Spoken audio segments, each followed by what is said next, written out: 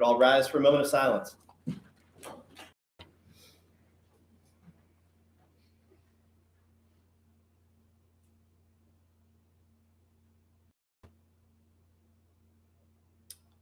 All right, Mr. Barton, can you read us the pledge?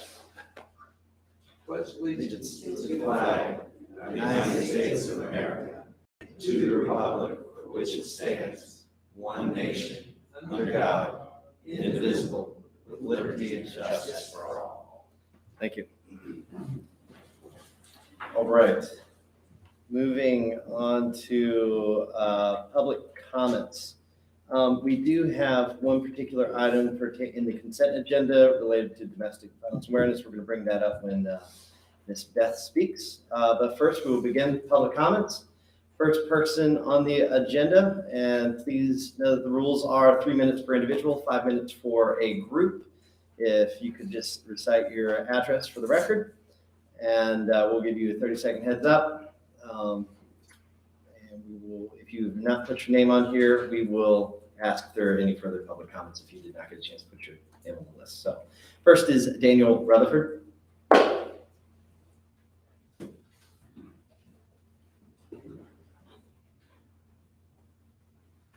Good afternoon, I'm Daniel Rutherford, and I'm coming as the Commonwealth's attorney here in Nelson County. My address is 84 Courthouse Square, Livingston, Virginia. I want to come before the board and just announce, as we've just learned that we've accepted and received we've been approved for the $700,000 drug court grant. It's a 4-year grant, and I want to come and thank the board for the help. It has been a very tremendous effort that will help the citizens of Nelson County. It will take away a lot of the burden of the citizens having to pay for drug court, as this grant pays for a vast majority of the services, for the testing equipment, for the computers, printers, and personnel for drug court. I want to first thank former Chairman Reed for your help on us beginning, and the current chair, Mr. Rutherford, as well as the rest of the board for your vote. It was tremendous. So Mr. Barton, Mr. Parr, thank you. And then we also had partners that made this very possible. OAR, Region 10, Kyle Hughes, a local attorney who donated his time to help be part of the part, as well as our circuit court judge, Mike Doucette. All was very, very important, very instrumental on making this happen. So again, thank you to each of you. And for the citizens, I want to make sure everyone knows drug court is just a tool my office will be using. Drug court is for addicts, to help on that part as well. It's not for drug dealers, it's not for violent offenders.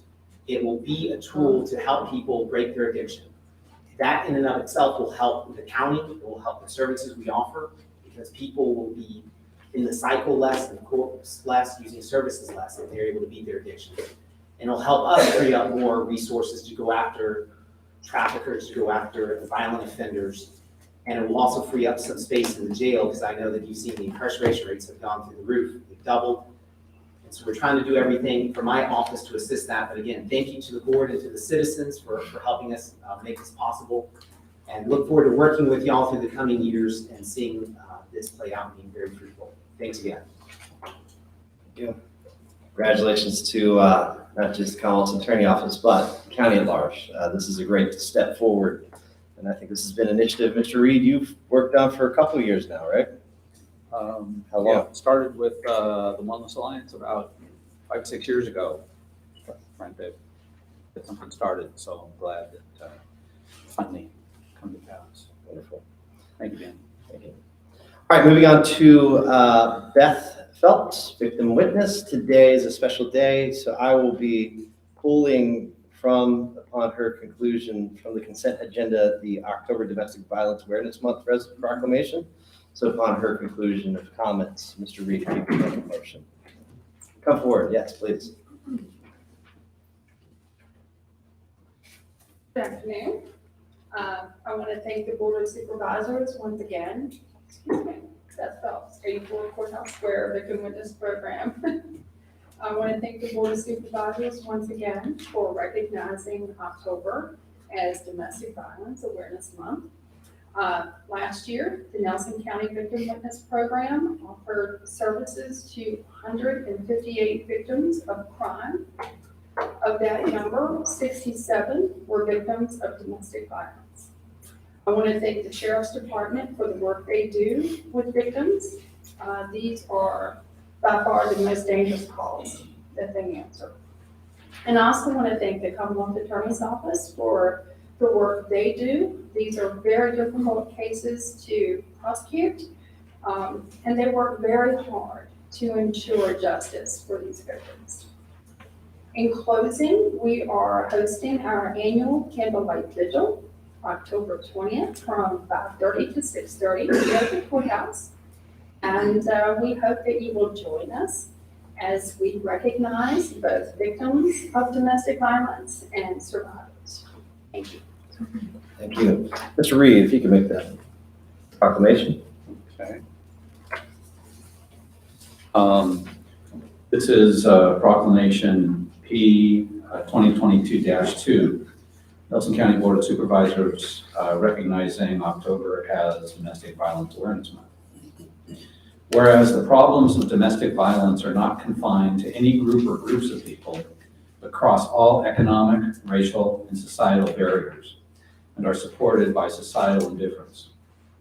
And whereas the crime of domestic violence violates an individual's privacy, dignity, security, and humanity due to systemic use of physical, emotional, sexual, psychological, and economic control and/or abuse, with the impact of this crime being wide-ranging.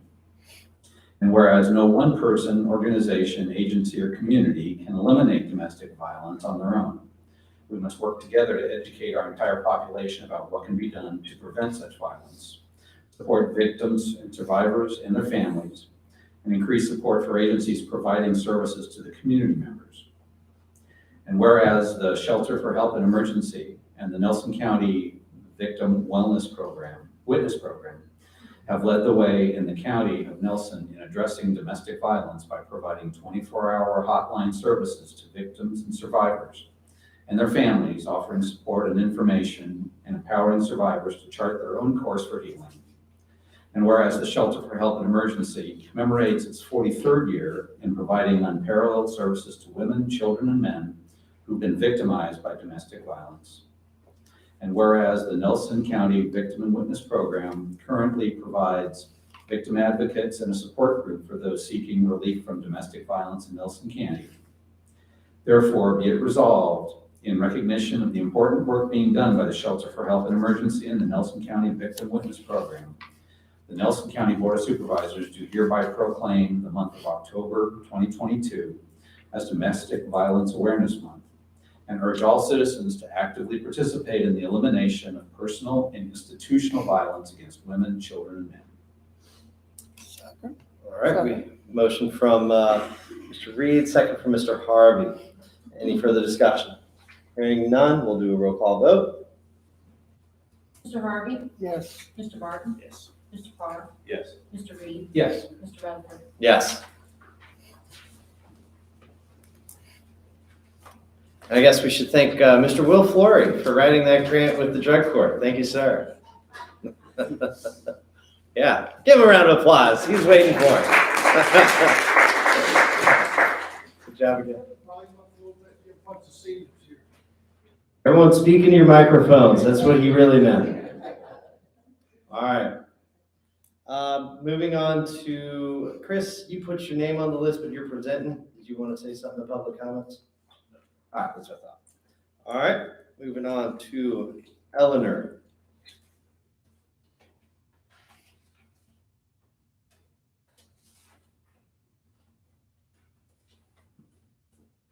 Hi, I'm Eleanor Amadon on 93110 Bark Drive, Ashton, Virginia. I've been thinking about the two big projects that Nelson County has been considering: the shared agricultural center with Amherst County and a recreational center on the land behind the high school. What would best serve the people of Nelson County? I think an ag center is a good idea, but not one built in Amherst County. I think a rec center would be nice, but how many people would actually use it? I think a better option would be to focus on jobs and the economy. What Nelson County needs, in addition to agricultural workers, is competent help for homeowners such as plumbers, electricians, solar maintenance technicians, and small engine repair mechanics. Surrounding counties have community colleges. Nelson has none. Our county has a population of about 15,000 people, the smallest population of counties in the surrounding area. Greene County, with a population of about 20,000 people, is a satellite location for PVCC, Piedmont Virginia Community College. Charlottesville and Albemarle, in addition to having PVCC, have KTEC, the Charlottesville-Albemarle Technical Education Center, which is run by the public schools and offers vocational courses for high school students and adult learners.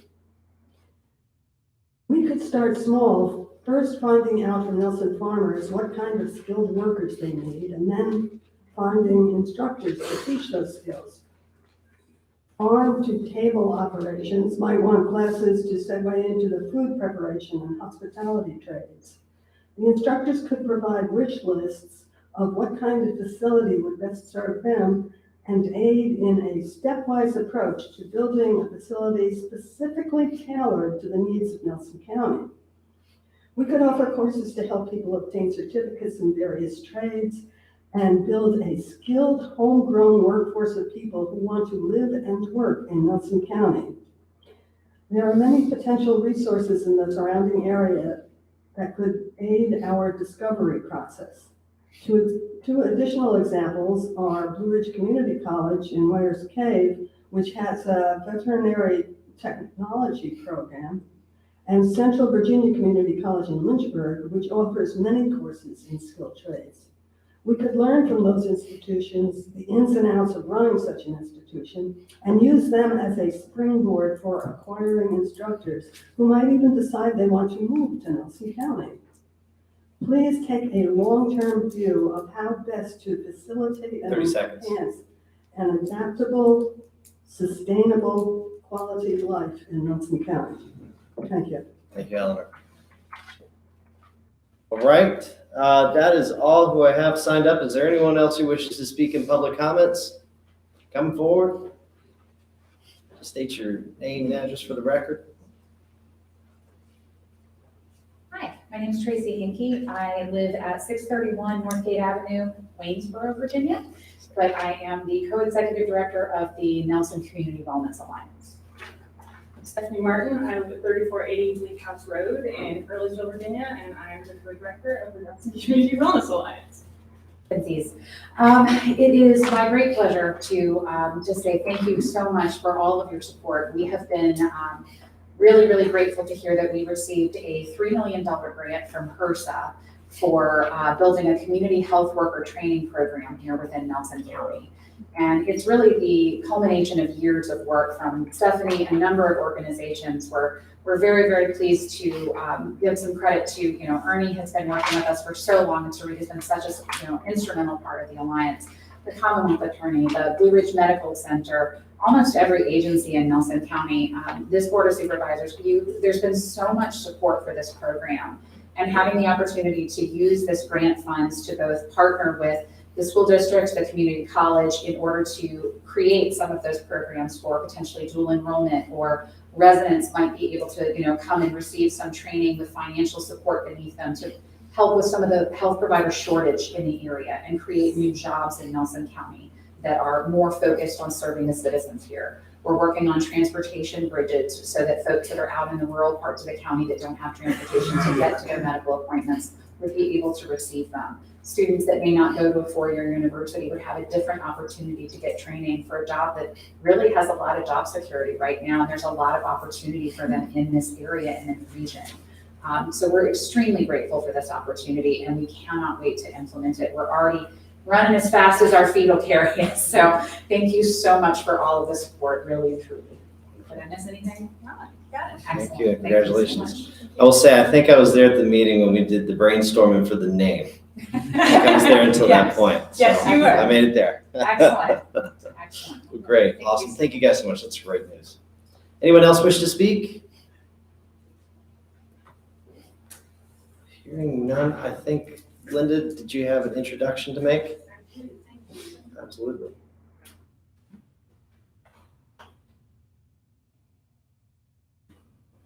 Linda Staten, the new Director of Finance and HR for the county. And I am very pleased to introduce to you today one of our newest members of the finance team.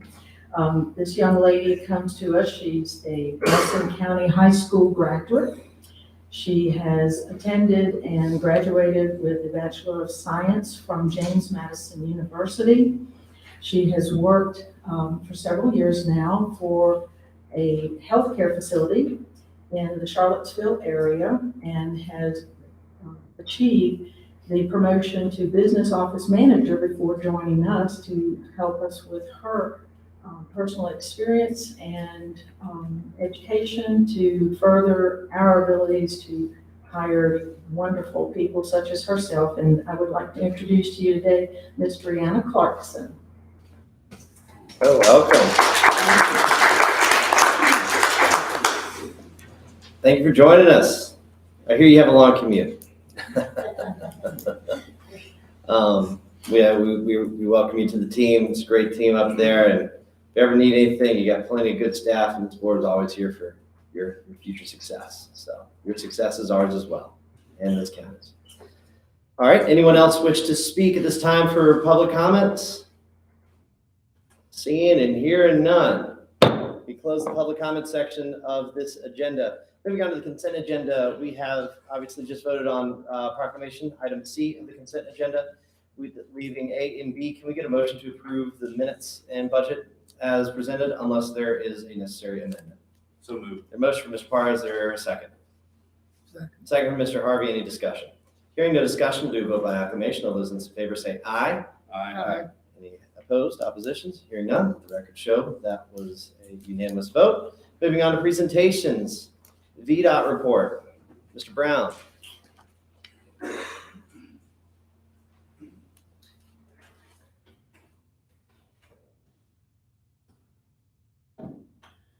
All right.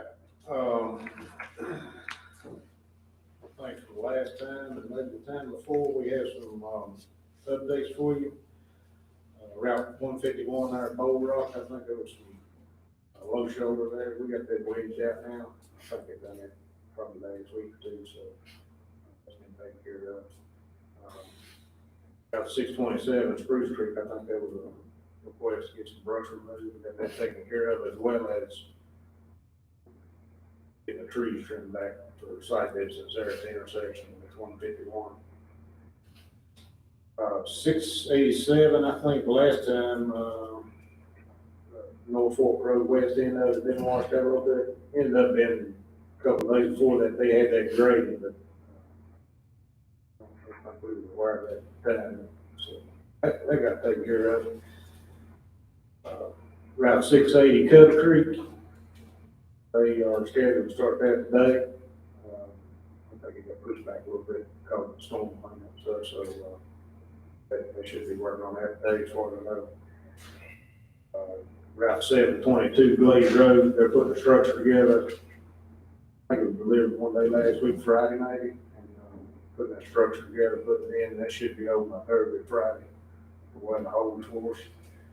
And then one last road we have closed right now, detours Route 718, where down off Route 29, where the slopes get repaired.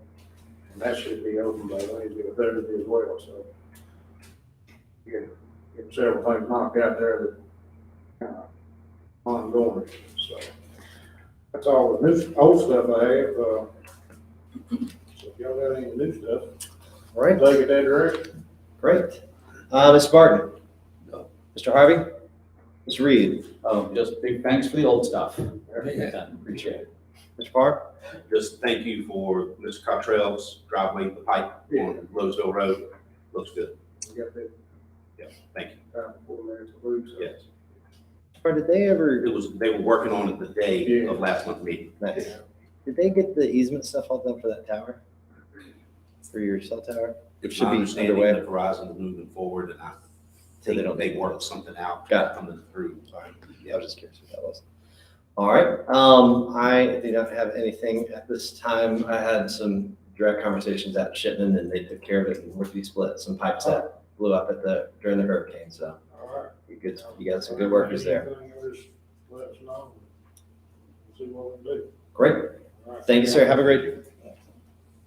And tell Robert we're thinking of him. Yes, sir.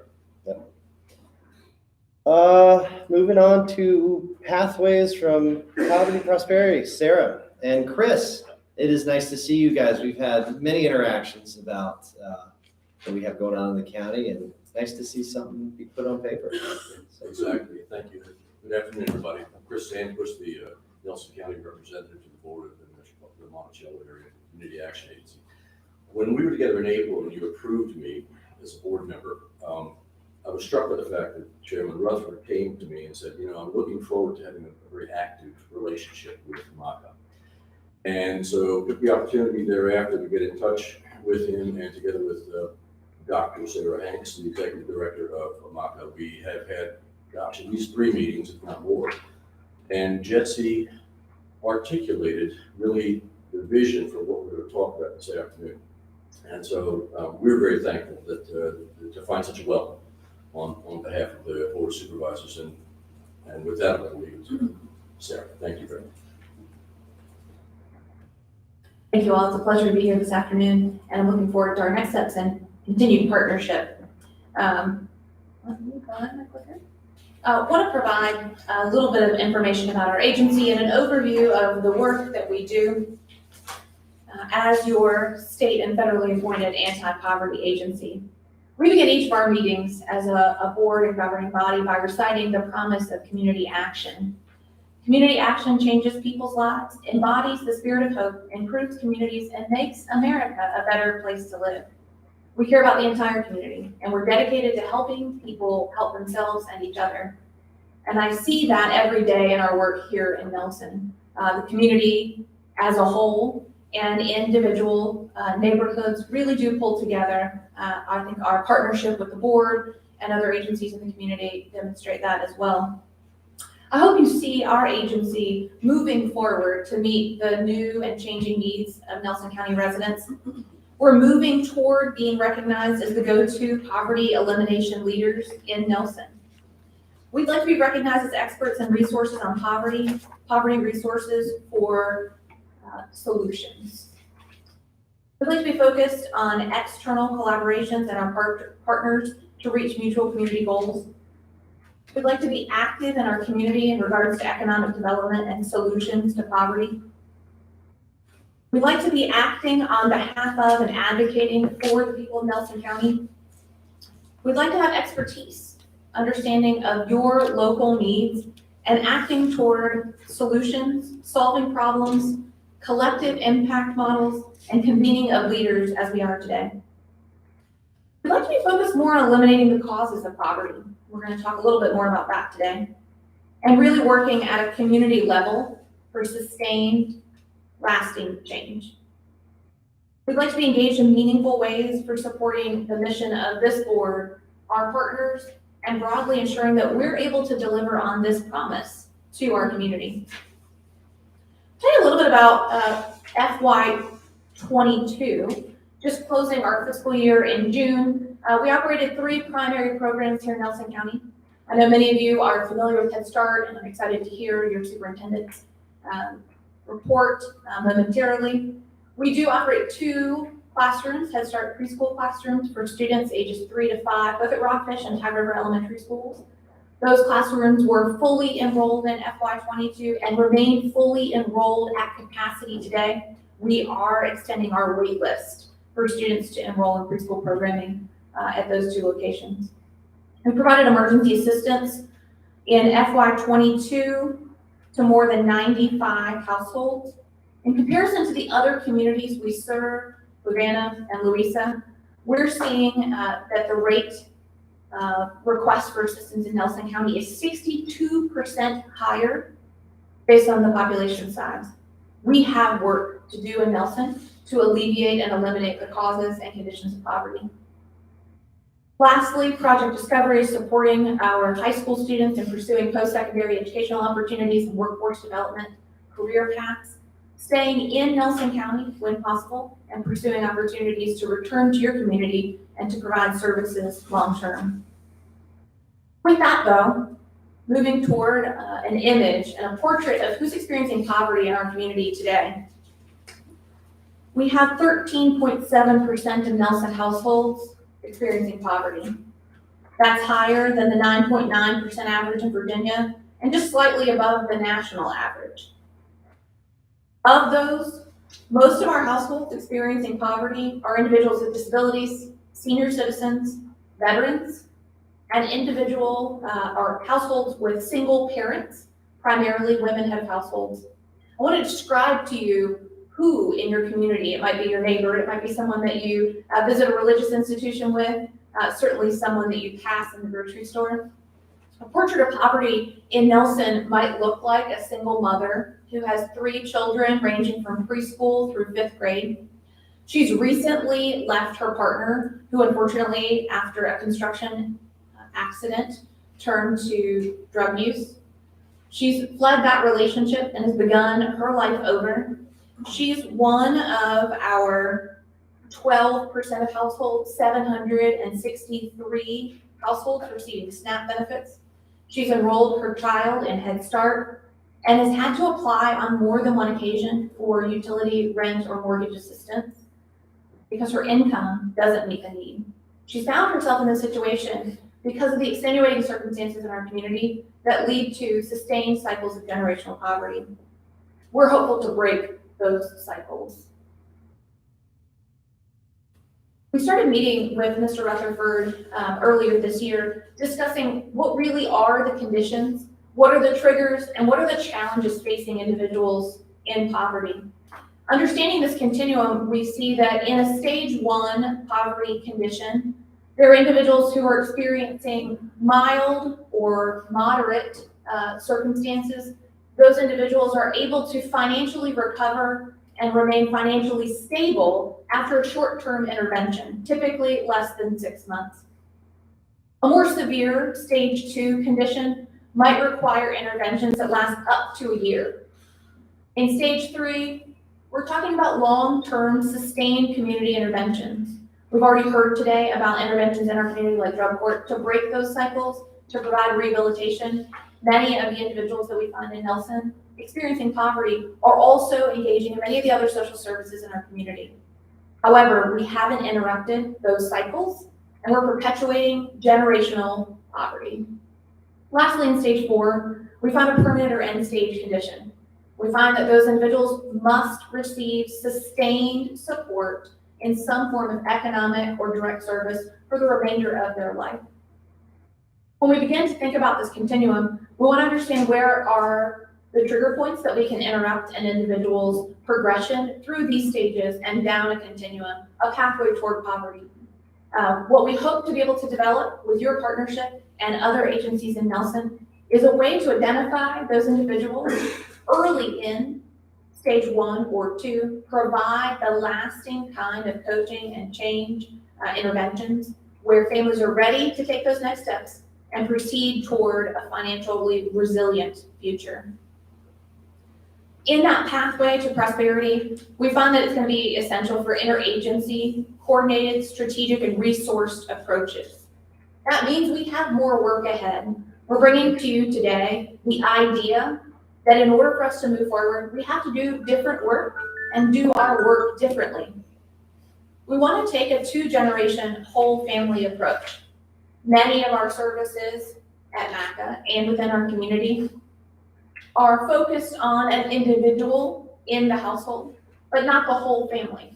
Moving forward, we like to invite our community partners and the board to engage in a robust planning conversation with us about how we can achieve a whole family 2-generation approach. There are 6 components: building social capital, health, including mental health, economic assets, building the financial capacity and resilience in the household, early childhood education, to include our Virginia Preschool Initiative and Head Start programs here in the community, K through 12 education, post-secondary and employment pathways, and all of those together begin to create the system that we need to intervene on behalf of our children and families. Our next steps in brevity to convene an interagency collaborative group of professionals to assess the needs of our community, develop a comprehensive plan, and then begin to execute that plan. The difference being None of our agencies or helping professionals will be doing that work alone.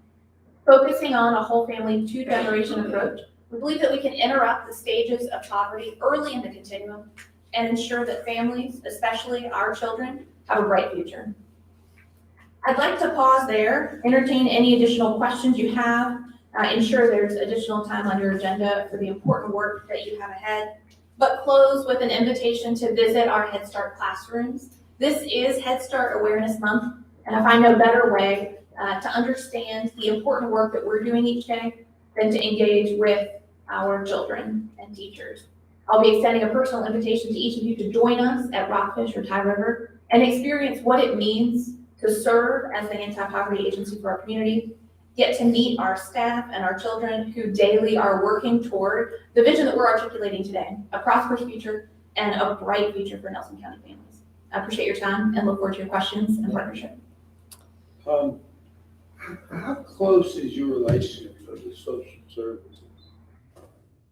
Nelson. Our staff do have close relationships, and we work with social services on a case-by-case basis, primarily assessing for rent, mortgage, and utility support. We want to be sure that we're maximizing funding from external sources, energy share, for example, prior to utilizing county or agency funding. In those cases, we're primarily focused on then what are the levers that need to be adjusted to provide that support. I think this next step is a deeper relationship. It's understanding the individuals in our community who are receiving those services from multiple organizations and beginning to develop a dialogue and a way to monitor and support those families long-term. Do they make recommendations to you that you contact certain people? We do receive referrals for particular services, not in general, i.e. there's a family that may have needs, could you reach out? But it would be on a referral basis for a particular kind of service. How do you know when someone needs help? Typically, a client or family would reach out to us directly, or they're referred by another social service organization. Our agency is continuing to meet food needs, fuel and medication assistance, rent and mortgage assistance, as well as utility assistance. A primary focus in Nelson has been ensuring that families can maintain safe, stable housing, and that means running water, electric, and food to provide nourishment. Do the schools make recommendations? Yes, sir, they do. Most of the social service organizations in Nelson County will refer families to MACA for one of those services. If you could, Can I add something? Yes, Chris. I think one of the points, thank you for those questions, they're tremendous. I think one of the points that Jesse made with us was that in addition to him witnessing duplication of effort in a lot of situations like the ones you were talking about, we're also finding that help is arriving a little late in the process. In other words, someone's already further down the continuum than they ought to be. Were there some kind of intervention and better communication among the agencies to get to people before they end up, too far down the continuum. And so therefore, the C of convene, if you want to put that on there, our notion here is that we as MACA are happy to sponsor, but need the board to endorse a meeting of an interagency meeting, if you will, so that we can talk about these particular phenomena and hash this out and say, how is it that we can be intervening sooner rather than later? Does that make sense? Yeah, that's what. Because your question was question spot on, yeah. As people get out of jail and face poverty, because it's so difficult to get work if you've been in jail, they refer people to you? Let's say the Charlottesville jail, would they refer people to you? Sheriff's Department, right? That would probably be the immediate mechanism. I don't know if ACRJ has any direct communication with, I don't know what agencies they may have. Yeah. I'm going to ask about that.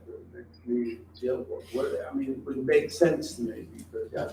The idea is rather than duplicate effort or be behind the curve, let's get out in front of it, but we need to be talking among the different agencies. I don't want to take any more time. No, you're good. If you could go to the continuum portion, and this particular slide to me hits a very specific kind of, it's systemic. I mean, we all know the folks who are in each one of these phases of their life, and whoever may be struggling with whatever, ranging from drug addiction to just losing their job to all sorts. And if typically stages 1 and 2 aren't taken care of, stage 3 happens and it becomes generational. And I can tell you, just from my own experience and just being part of this community and the many other organizations and also my own career of housing, that is such a serious thing when 1 and 2, as she painted the picture with, the wife whose husband, they're no longer involved, stage 2 happens real quick.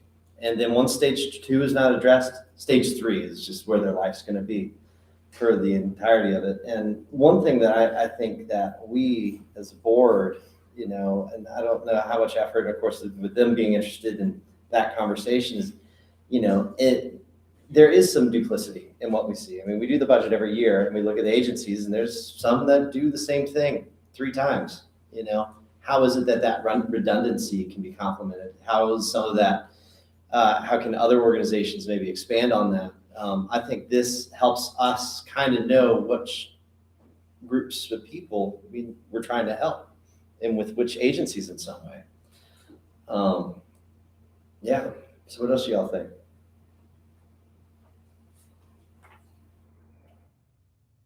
Do you all have a physical presence, an office, a location in the county, or is this just, I see your Charlottesville address? That's where you can reach me. We do have an office at the Nelson Center. Okay. We maintain an office presence in each of the localities we serve with a combined presence for Albemarle and Charlottesville. We do serve the counties of Fluvanna, Louisiana, and Nelson as well. The question had come up about how people obtain services. There is they can walk in an office. By appointment only right now. As many organizations, we're facing the same national workforce shortage and are working to reestablish some of the positions that have become vacant as individuals have made career choice changes. Ultimately, the work that we believe needs to occur in Nelson and that we'd like to replicate in other areas, but we find a specific opportunity here in Nelson now, is a whole family 2-generation coaching model.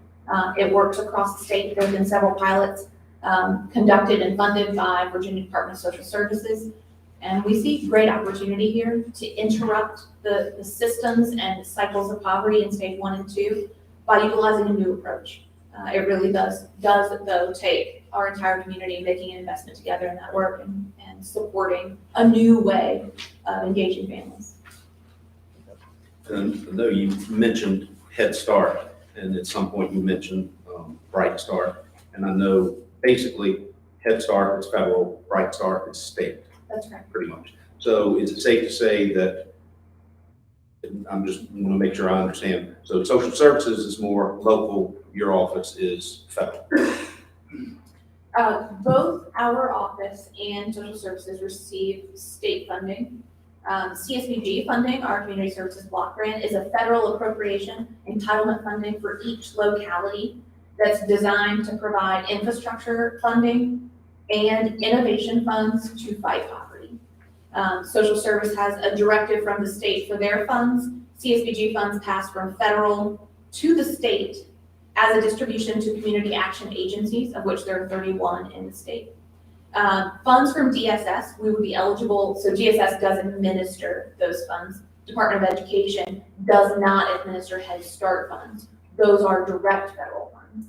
The intention being that in each locality, the state has requested that Head Start classrooms be filled first to ensure that federal funds are utilized to serve the most vulnerable students, because our restrictions for enrollment in Head Start are more stringent than BPI enrollment. And the idea then maximizing state and local funding for service to children with different needs. Hey, did you have something to say? Yes, I was just going to mention, Nelson County does have an interagency council. Are you all participating in that currently? Yes, ma'am, we do.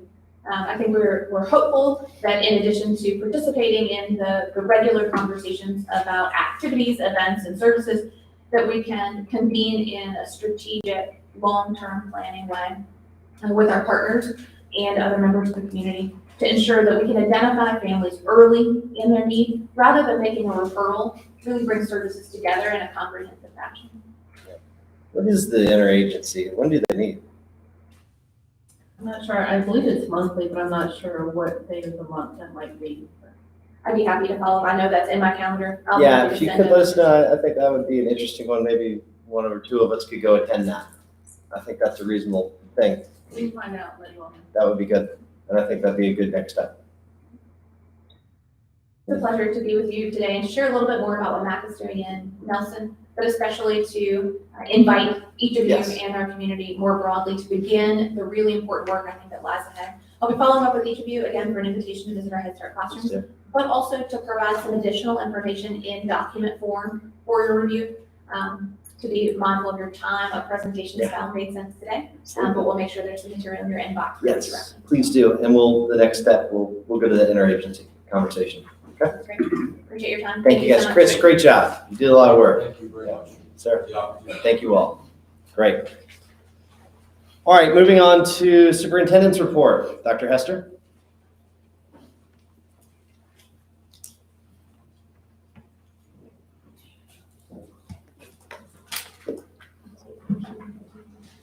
All right, how's everybody doing today? Great. Fantastic. Just waiting for technology. I have that. Thank you, awesome. All right, well, thank you very much for the opportunity to speak with you today on the superintendent's update. My name is Amanda Hester. I'm a new superintendent here in Nelson County. I've been here for about 3 months. Still, I'm gonna say I'm still new as long as I can, so I appreciate it. But again, just want to reiterate, thank you very much for the opportunity to present on behalf of the schools and sharing information on the opening of the 22-23 school year. Just as a reminder, this is our mission and vision of the schools. Mission of Nelson County Public Schools: we educate students to become skilled, responsible citizens, productive, and enlightened, who contribute to society. And that's an overriding theme that we have throughout everything that we do. And the vision is empowering generations through excellence in education. And I think that is very reflective of the community and the population that we serve. We're incredibly excited to be able to formally announce that all 4 Nelson County Public Schools are fully accredited. And what full accreditation means is there's a tiered 3-level scale of criteria that the VDOE uses to evaluate overall achievement, achievement gaps, and student environment, such as like on-time graduation, chronic absenteeism. So it's a multi-tiered system. It can be complicated at times to try to fully explain because it goes off of current years, 3-year averages. It kind of works in a lot of different ways. But nonetheless, when you have 89% of Virginia schools accredited, and we're fully accredited as well, we're pretty proud of that because there's a lot of work that went in to get into that point that we weren't fully a couple years ago. And so I do want to point out that that is reflective of the hard work of the staff, all staff, and also the students in the community. So it's a global effort on that.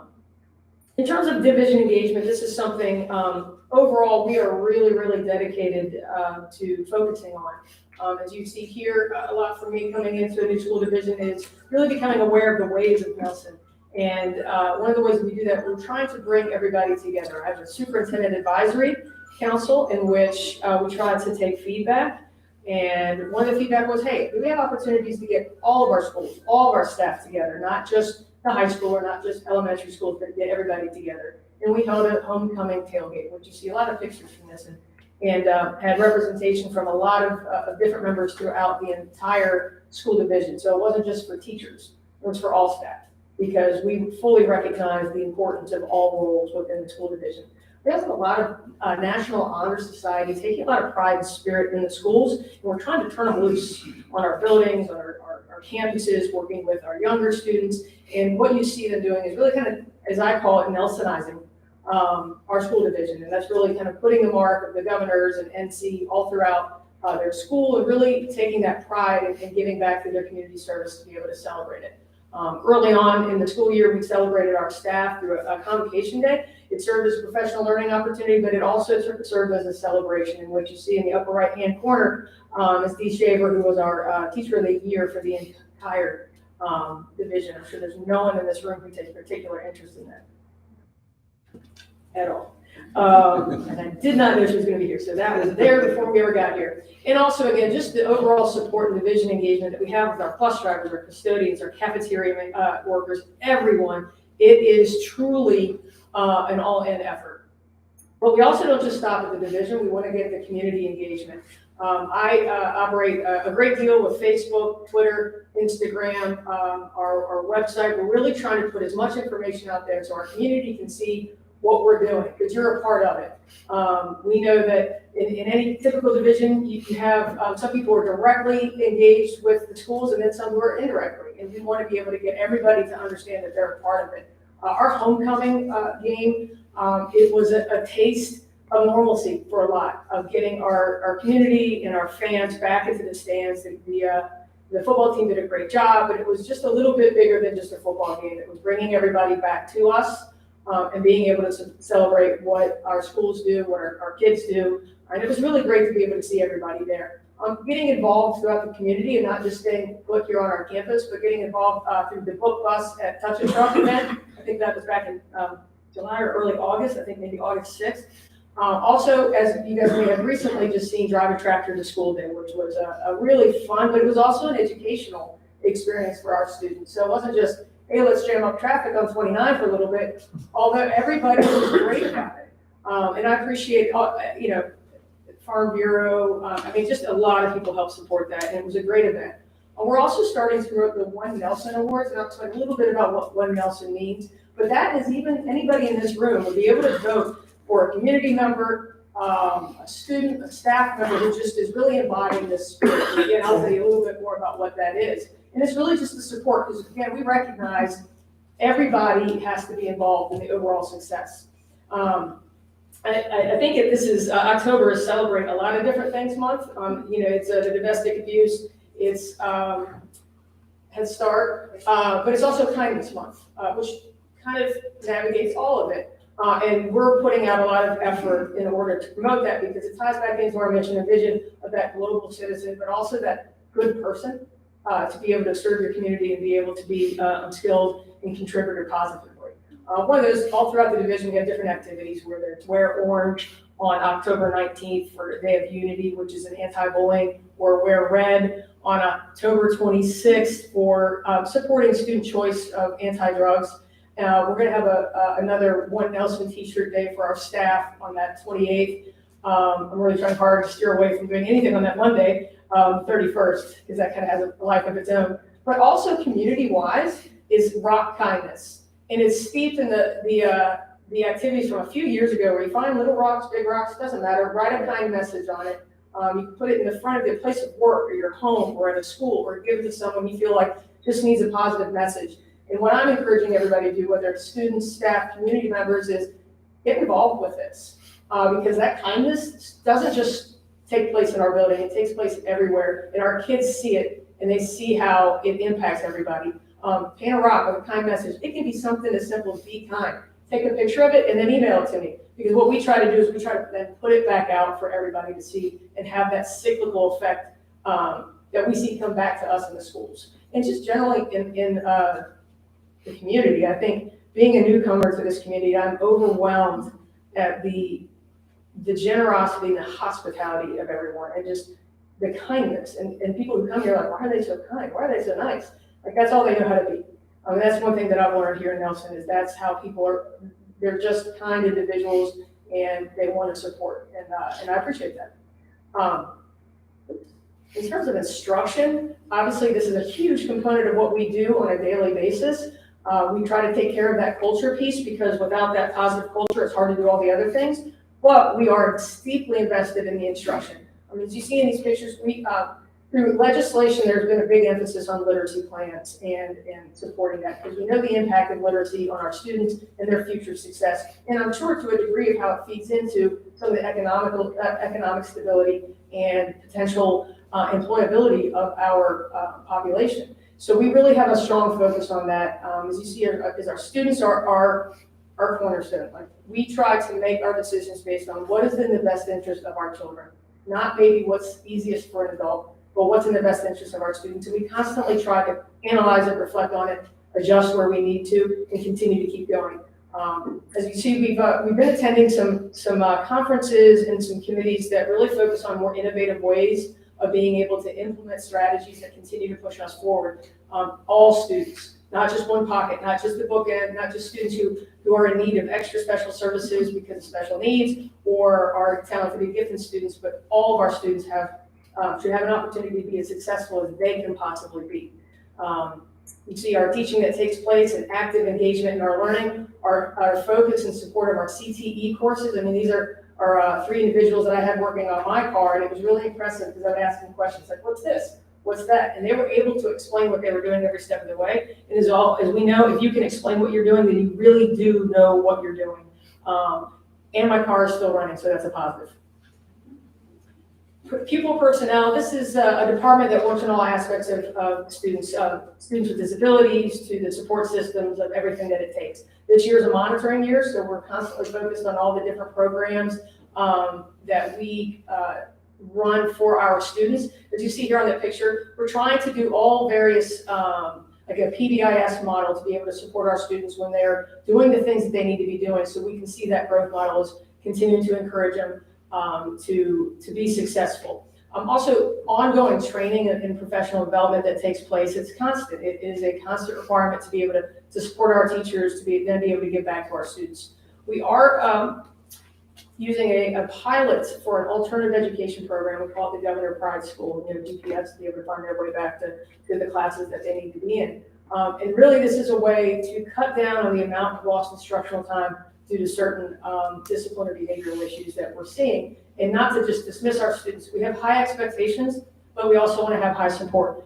We want to hold our students accountable, but we also want to support them in understanding what's going on, how do we support them, how do we get them back into the classroom and be successful, because this contributes to our attendance, it contributes to the student achievement, but it also contributes to on-time graduation, which is a component of accreditation. So this is something that we see as a program to build and to keep our kids with us, as opposed to expelling or as opposed to sending them to another program. We want to keep them with us because they're ours. We are able to provide school counselors down there to support them, administrators down there to support them. It keeps the relevancy of the building and their interactions here with us, and we're pretty excited about this. Human resources and communications, the Human Resources Department works tirelessly to continue to recruit and retain by training or supporting our highly qualified staff. That is one thing about Virginia is the requirement it takes to be in education. We hear, oh, there's a shortage of educators. There's a shortage of qualified educators. We can find people with a pulse, but it's finding those individuals who have those endorsements or who are qualified that we can put into those positions. That's the tricky part. And also nowadays, over the last 3 years, finding people. That's become a problem for everyone. So we are shifting into the process of recruiting all throughout Virginia, but also along the East Coast and Mid-Atlantic. Primarily, we'll be in the next few months looking into Pennsylvania. A lot of times has fantastic education schools and a great workforce to pull from that they can't find jobs up there. We also like to sell them. I'm really excited about this because look around. I mean, it's a beautiful place to come and live. And we have a great school system to be able to offer. And it's just being able to find them, get them down here so they can see it and really kind of be able to be a part of it. But a part of human resources are also being creative. If you know we're having staffing challenges in terms of actual physical people, thinking outside the box. The picture you see in the middle is one of our students. One of the things I believe very firmly in is providing work-based learning opportunities. Creating that pipeline, as we've mentioned before, is future Nelson employees, not just of the school system, but of the entire community. And so this is an individual who wants very much to be able to work within the cafeteria. So we were able to find her a position that she can do, and it's working out really, really well. So that's pretty cool to be able to see that pipeline being developed. Also, what takes place is we've been doing substitute workshops. So anybody in here who'd like to substitute, by all means, come see me. And it's not just for teachers, but bus drivers, cafeteria workers, all different things. We've held a couple workshops in which we've brought some people in, be able to train them, be able to get everything done that we need to, and then they get started pretty quickly. And last but not least, revamping the evaluation system. A couple criteria was added through the VDOE, the Virginia Department of Education, for criteria that we evaluate teachers and staff on. We had to go back through and kind of revamp that and then re-educate, because it's been a few years, you have a new leader. My expectations or my knowledge base is a little different, so I want to make sure that everybody's on the same page and we all know what we're expecting from each other. So that just requires kind of constant professional learning. Technology.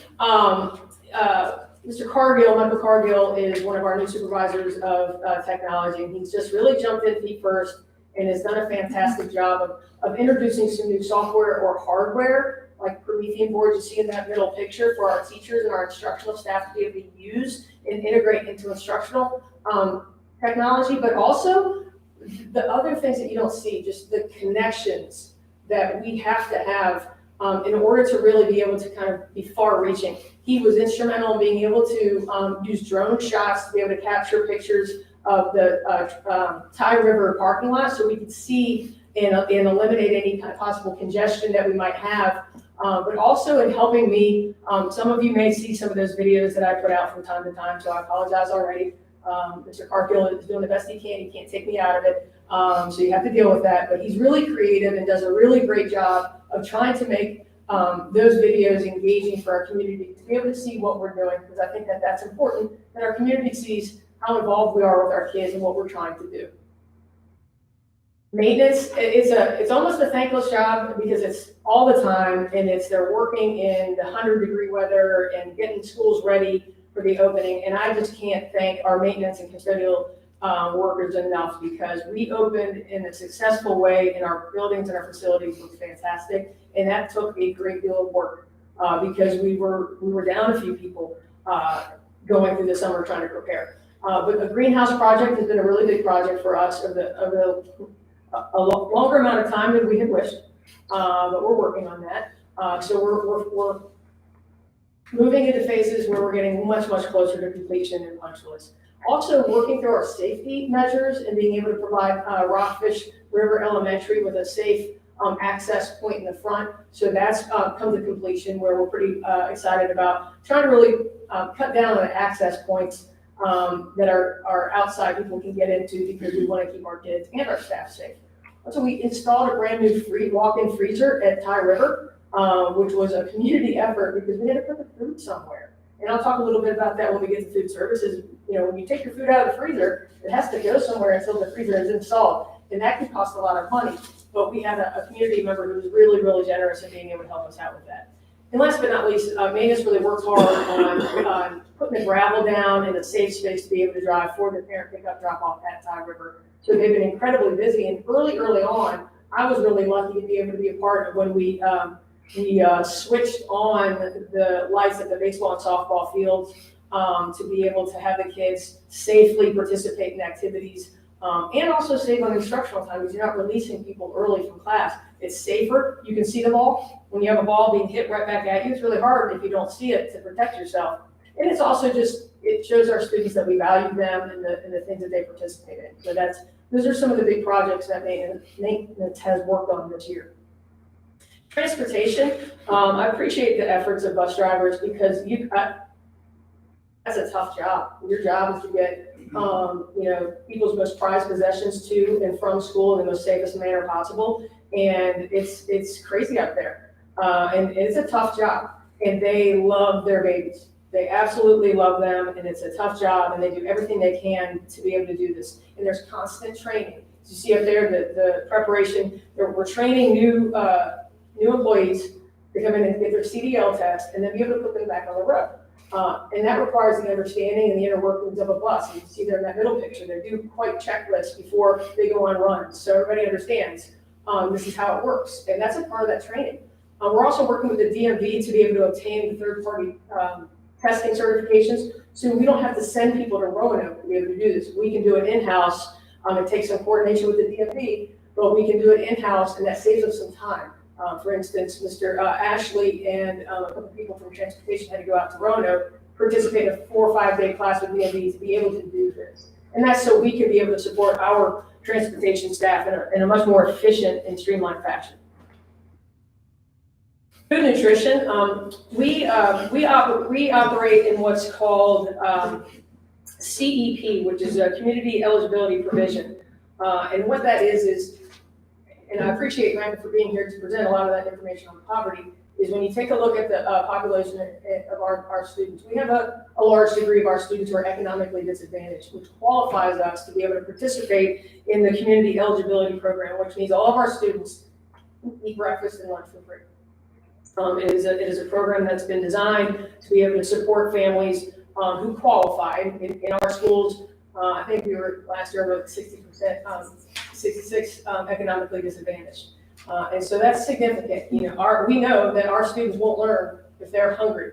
That's Bloom's. That's Maslow. That's like basic human need. And then when you start trying to throw some things on them like, hey, we put some letters in with your math to figure it out, it isn't going to work because they're hungry. That basic need has not been satisfied. And so I appreciate the work of our cafeteria workers. As you see all of them down here, I mean, they jump in with all of our spirit days. They jump in with working with our students on everything that they can. They're a part of it. They are integral in what we do, and we appreciate them so very much. And also the different activities that we do to celebrate certain aspects of nutrition. We had Farm to School Week this last week, which our schools participated wholeheartedly in. We see a bunch of kids running around in flannel and looking like farmers, and that was in celebration of the Farm to School and the crunch heard around the world, where we take from a lot of our local businesses and organizations like Drumhellers and Santa. I mean, we work with a lot of our local to be able to provide us with some of these materials to be able to work with our students. Like, for instance, broccoli or the apples, the Gala apples that were provided that a lot of our students had never tasted before. And so what a cool experience to be able to see that with our children. As I told you, Mr. Johnson up in the upper right corner really saved us with being able to take some of our food off of our hands and keep it in their freezer while we were installing it, because that would have been a pretty big costly effort. So we put our freezer at the Tide River in, and we appreciate the support of the community to be able to do that, because without things like that, our schools, we can't keep our food ready to go. And last but not least, you've seen this, I've talked about the One Nelson teachers, you've seen a lot of pictures, and it's really something that I felt was important to really kind of instill. We had Matthew here presenting some information, and I know we took on the responsibility of providing after-school care for our students when the YMCA was no longer able to do it. And we do that because that's what we want to do for our families. Our families are in need. So we'll continue to keep reaching out. I know Ms. Douglas has reached out a couple of times to work with you guys. So we'll We got that email yesterday. Yep. So we'll hook up with that. But it's that understanding that it takes a collective effort to be able to make a school division successful. And not only just within a school division, but it takes, we've seen Sheriff Phelps and his crew escorting us for the driving tractor to school. They're at our football games. We have that inflow. We have a MOU with the SROs to be able to keep our students and staff safe.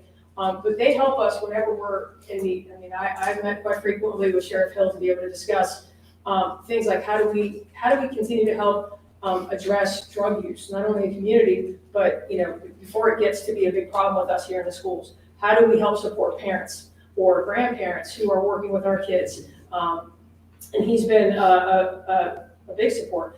We've had the support of Ms. McGarry in being involved in some of the things that we're doing, and just as simple as getting dressed up on a Spirit Day. The reflection of the support that has for us, people see it and they notice it. All these individuals that you see here, I could possibly put all the pictures of everybody that's so valued for us, but these are the workers that get it done, whether they're instructional aides or custodians or the sheriffs or custodians and community members and front office staff. They are integral to what we do. And One Nelson is that spirit and the mentality that everybody is valued.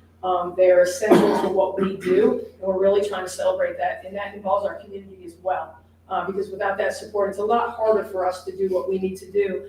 And so I just appreciate that. And you'll see this more and more kind of throughout. That's something that we're really trying to promote. So I just want to say thank you very much for the opportunity to be able to to kind of get with you today, to be able to share our updates on what's taking place in the schools.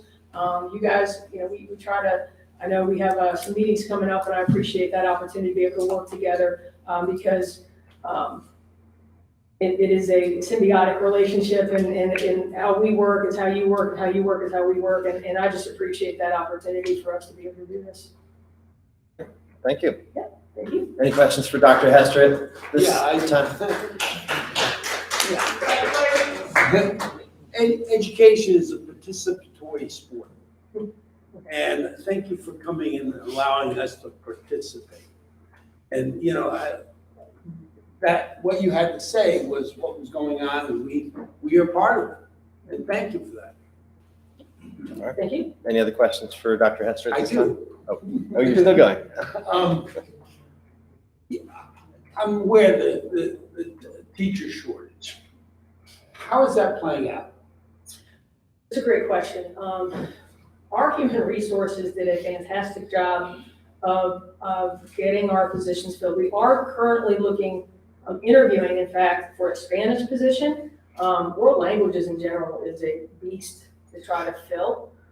So the fact that we even have a candidate to even look at, we're pretty excited about. Our students are participating through online courses because it's just been so difficult to be able to find a world language teacher. And we have, in order to offer an advanced diploma, we have to offer world languages as part of the criteria. So that's been the one sticky wicket. We have, unfortunately and sadly, experienced some losses of our staff that we were needing to fill. We lost some people to death, and that was tough. I remember a long time ago, there was a teaching shortage that existed. And the state, whatever state it was, where it was at the time, set up a program where a person could get licensed to teach. These were highly qualified people, like a person who was, literary and spoke Spanish. And they gave them the opportunity to gain their license over a period of time while still teaching. Does any program like that exist in Virginia? Mm-hmm, sure does. Provisional licensure is a pathway that I was a career switcher. I sold pharmaceuticals for a little while, and then I saw the light and did not want to have anything to do with that and wanted to come into education. And the attention grabber in class was I sold drugs, and then all of a sudden the kids were paying attention to me. And then I had to clarify.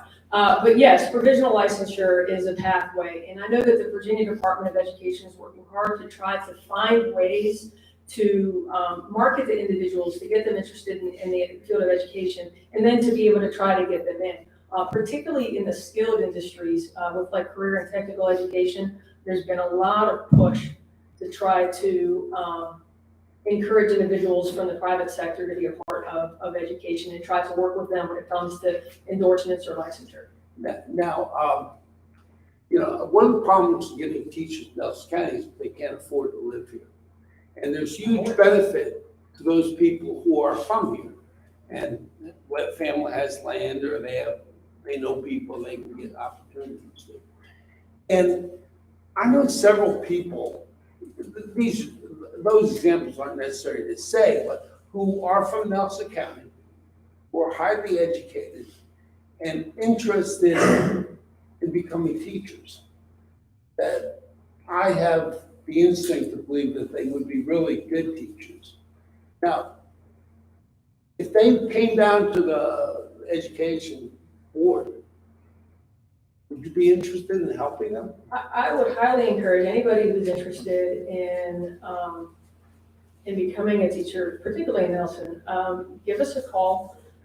Crystal Choate is the supervisor for human resources, and she's the individual that could really help kind of walk us through, because we would probably need to encourage a conversation with the Virginia Department of Education and the licensure division.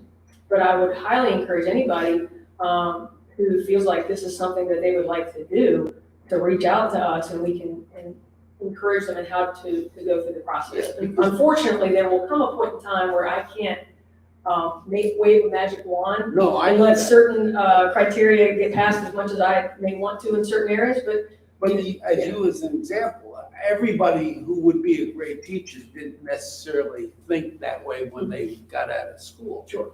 They went different directions, but now, for whatever reason, they've decided, but the barriers to become a licensed teacher have become so much greater than they were. Yes, I mean, it takes money. I mean, you need to go back to school. It requires certifications or endorsements. And I will say that there has been a great deal of effort to try to put grants into place to encourage people to enter into this industry, and to try to bring individuals along. And that grant money is helpful because you can use it for tuition reimbursement, and other strategies to be able to encourage people. So I would just say, if there's anybody interested, please have them call me, have them call us, and we'll try to walk them through what it would take to be able to do that. I just want to thank you once more for allowing us to participate as members in the board, in the education of the people from Nelson County. I had spoken to some state legislators recently about the barriers to entry for a teacher, and there's likely going to be a similar approach, I would imagine, from the state on how they answered that question with the healthcare industry. If you look at registered nurses, used to be a 4-year degree or a 2-year degree from your respect. Now you have entities such as Centra, the Jefferson School, that they've streamlined that to be an 18-month intensive course. And so I would imagine in the next 2 to 5 years, you're going to start seeing that. And that's something that I've heard from a couple different people. Yes, my understanding in speaking with some representatives from not only BDOE, but state legislators, but all the representative associations, is that people are trying to find creative ways to entice people to come in. I always say this is, I find it interesting they're not doing that with cardiologists or neurosurgeons. Sure. So I find that interesting, although I was a career switcher, so there's pathways to get there for people who are qualified and have that passion to be able to give back to our students. So I think, I always try to encourage people to do this. It's the toughest job, but it's the best job you'll ever have. I think there's a quote out there: the greatest thing about teaching is you impact children. The hardest thing about teaching is it has to happen every day. Like, you have to be positive, you have to be on every day, and that's the hardest part. Because even when you have a bad day, showing that to a student, that's impactful to that little boy or little girl. Because I remember I did not have a positive start to education as a student. And it took several key members, and they weren't always teachers. They were a bus driver or an SRO and some coaches and teachers. So I think that's probably why I'm here. I wanted to be positive. I wanted to have an impact. Any other questions for Dr. Hester at this time? I heard some optimistic news on the pupil count might be up this year. So the September 30 is the deadline, and that's when we start processing all those numbers. So now it's going through verifying. You wish it would be something as simple as like count code. We're sitting here and that's how many we know. It's not quite like that. So we're going through verifying and cleaning up those reports. So we hope to have them somewhat soon. Well, we have to, but we don't have them today because we're still going through and coding, making sure the codes are correct. So awesome. Thank you so much. Appreciate your time. Thank you very much. Meeting I soon. appreciate it. Yes. Thank you. Moving on to new and unfinished business, Gladstone Depot project. Candy, if you could start us off, and then Lisa and Ms. Absher. Let's go to the back after mutual aid. Is that fair? You okay with that? Mutual aid. Sounds good. Hi, good afternoon. We're hoping that this item might be an action item and that we would have the agreement for the Transportation Alternatives Grant from the Virginia Department of Transportation, but that hasn't happened yet. So it's going to be mostly informational. The county was awarded a Transportation Alternatives Grant for the Historic Gladstone Train Depot project. $586,966 in federal funding, which requires a 20% match, which is roughly about $147,000. So once we do get that TAP agreement, that will be a commitment the board would be making in local funds or in-kind match, which I believe Joanne's going to speak to here in just a moment. The TAP grant awards are on a reimbursement basis. which means the county pretty much fronts the entire project amount, and then the federal funds are drawn down as those funds are expended on the project. I think that's pretty much all I had to say about it, and I'll turn it over to Joanne now to have some other She brought all the information for you. papers. On behalf of the Friends of Gladstone. Awesome. Hello, thank you all for the opportunity to come forward to the board today. I'm Joanne Asher, President of the Friends of Gladstone Depot, and I'm here to this is kind of going to be repetitive, to announce that the Friends of Gladstone Depot in Nelson County were successful in applying for the Transportation Alternative Program Grant. At the June meeting of the Commonwealth Transportation Board, the Gladstone Depot project was approved and awarded $586,966. The next step for the Friends of Gladstone Depot is to acquire the 20% match of $147,000. Excuse me. We recently procured an appraisal for the property in the depot, which is $85,000 at current value. At this time, I humbly ask the Nelson County Board of Supervisors to support the Gladstone Depot project by signing the project administration agreement when we get it from VDOT, and providing the balance of the 20% match, which is $62,000. I've spoken with Candy, and we don't have a deadline for that yet, and so I guess when we get the agreement, they will give us some type of deadline. The full 20% match would need to be budgeted by the start of the project, is the way I understand it. And this is a reimbursement grant, like Candy said. So as the match funds are applied or used, the federal funds have been expended or drawn down. It's important to emphasize the Commonwealth's Transportation Board policy for TAP funds require that the project reach construction or have a contract within 4 years of awarding the first federal funds. I want the board to know that the Friends of Gladstone Depot and I will work tirelessly to make the Gladstone Depot a successful community center and transportation museum. We have several dedicated volunteers, such as John Funk, he's Vice President of Coleman Adams Construction Company, and he'll be volunteering his time to assist the Friends Group in managing the project.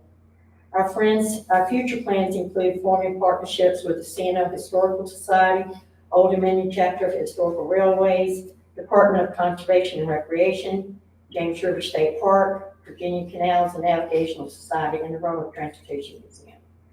As a community center, it will be a venue for weddings, family reunions, senior citizen meetings, and future youth programs.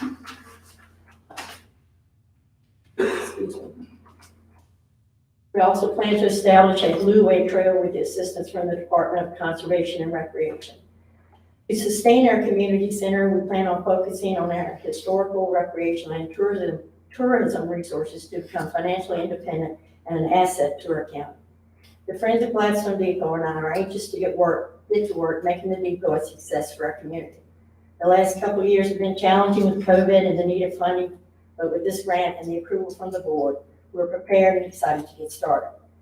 If you have any questions, I'd be glad to answer them, and I thank you again for your time and consideration in this matter. I know a couple of y'all had a field trip the other day. How'd it go? Did you like it? I had a field trip to his home. But I think people should be made clear. She and Ms. Absher has done a remarkable work in getting a grant of $560,000 for the community. And this is going to cost the community $60,000. 62, yeah. $62,000. That's a good deal. But it'll be a reimbursement type. Yeah. Also, So. And the appraisal, I will have the paperwork in hand on Friday, and I'll make copies of that for you. But the subject to completion appraisal is $755,000. It's a figure she gave me today. So. Any questions? You mentioned very quickly that, and if I understood correctly, that part of that 62 could be in kind. Is that true? Well, no, 147,000. The part of it is in kind is the appraisal, which is so the appraisal is the in kind. Yes. Okay. Yes, sir. To clarify, when we did the Blue Ridge Tunnel project with TAP grant funds, we use the value of the tunnel, as in-kind match for that project, so this would function similarly. So then the cash match would be the 62,000. Any other questions? Thank you so much. I guess we'll see you in November. I think, once again, we have to thank Yeah, thank you. Dr. We'll see all you. the entire people in Gladstone for Everybody working on this project. It wasn't a singular thing. That's right. Well, we'll see you again in November. See you in November. All right, we're gonna take, great, we're gonna take a quick 5-minute break. Because we got a long second half of this meeting. Sorry, Candy.